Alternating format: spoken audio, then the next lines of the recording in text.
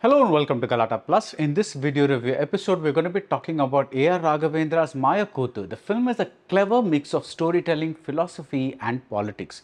This is the story of a writer who confronts not just his characters but also his own biases and prejudices.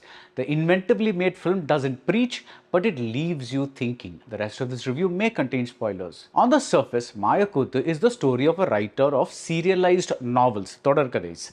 His name is Vasan and he's played by Nagarajan Kannan. Delhi Ganesh plays his publisher and editor. He says that writing is a dying art as no one reads anymore.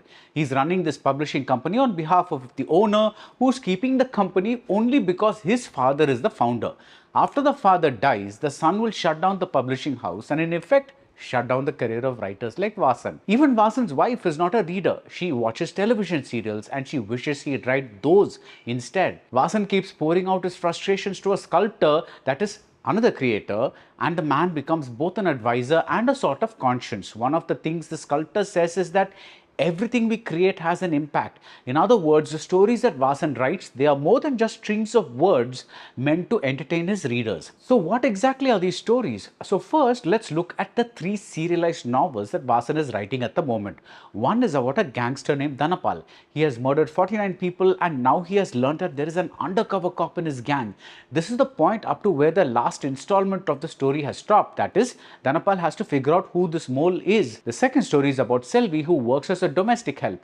She's married to a carpenter who likes to drink and they are struggling to pay their son's school fees. The third story Vasan is writing is about a farmer's daughter who wants to be a doctor, but to achieve her goal, she needs to clear a very difficult entrance exam. Can she do this on her own without expensive coaching? All these stories come to us in the form of episodes that keep cutting into one another.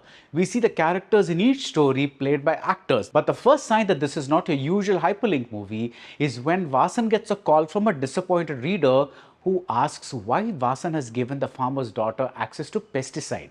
Is it because her parents are asking her to drop her dream and this plot point is a sign that she will end her life?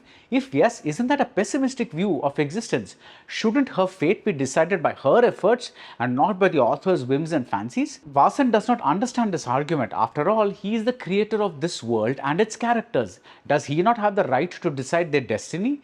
A little later, Selvi plays Vasan a visit. It feels like an extension of his imagination because Selvi is a character that he dreamed up and she does live in his head after all. So isn't it natural that she'd almost feel like a flesh and blood person to him? A writer who begins to interact with his characters as though they are real people. This is where the inventiveness of the screenplay begins to really bloom. Vasan's editor jokes that his situation looks like something from a Nolan movie, but perhaps that's not the right reference. Nolan's brilliance lies in external conflict, and the name that came to my mind more readily is Charlie Kaufman, the creator of mind-bending internal journeys like Being John Malkovich. And the film that came to mind is Who Framed Roger Rabbit, which is set in a Hollywood where cartoons coexist with humans. In Maayakoothu, the creator coexists with his creations, his characters, and they challenge his prejudices, his biases. Why shouldn't a farmer's daughter become a doctor? Why should a domestic help's husband always be a drunkard? Why are henchmen always named Mari, Kabali or Kali as opposed to say Chandrasekhar? Why are lower income people like auto drivers depicted as pimps or thieves? The lack of a budget shows at times in Maayakoothu, but the film, which runs less than 2 hours, overcomes its limitation through its inventiveness. It manages to make us think without being preachy, which is more than what we can say about most movies that set out to change society with well-meaning messages. Maybe the God in the heavens has created a world that is unequal, but the creator named Vasan can change things through his narrative choices. He can deliver optimism.